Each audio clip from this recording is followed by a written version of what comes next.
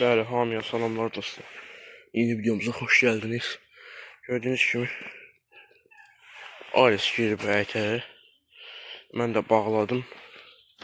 Dedim qonşumuzun ki, yani dedim ki birdən tutub eləyər Boran onu.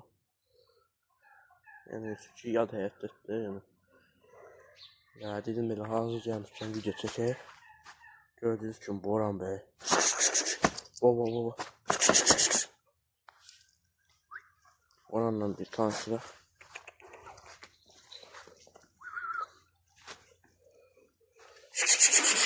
Oy.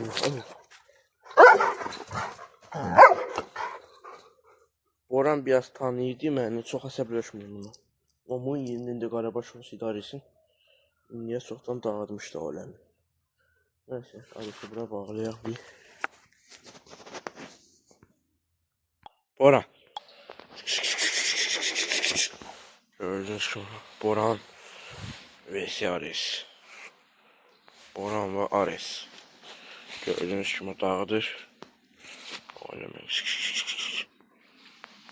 Bir şey seçiyorlar.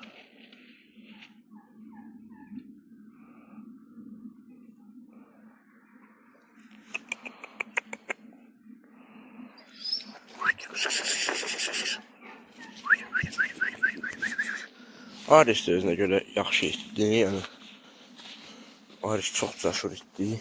Yəni gördüyünüz kimi, yəni bu itin bölgəsində quyruğu neçə indirmir. Ares canavar kimidir. Boran bir şey, onsuz söz yox. Boran, bir dənə qızışdırın. Vur! Baba. Baba.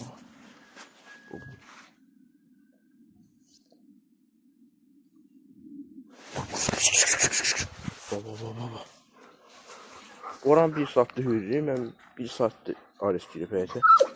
Oy Allah. Boran bir saatdir girib, Ares bir saatdir girib həyətə. Boran dağıdır həyətə. Sonradan şey tabi Boran sakitləşdi.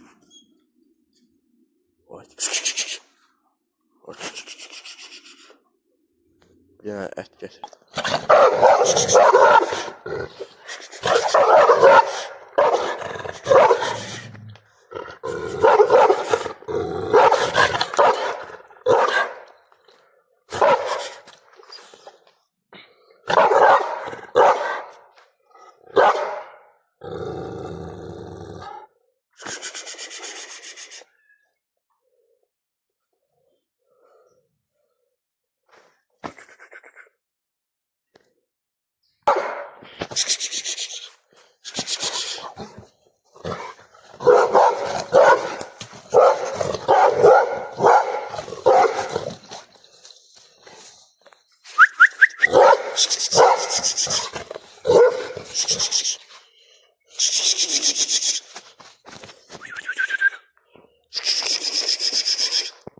Gördüğünüz gibi dostlar, Boran dəllənib.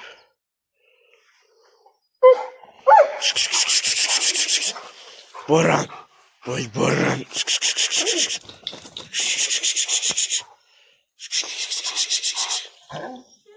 Yaxşı dostlar, sağ olun, salamat qalın.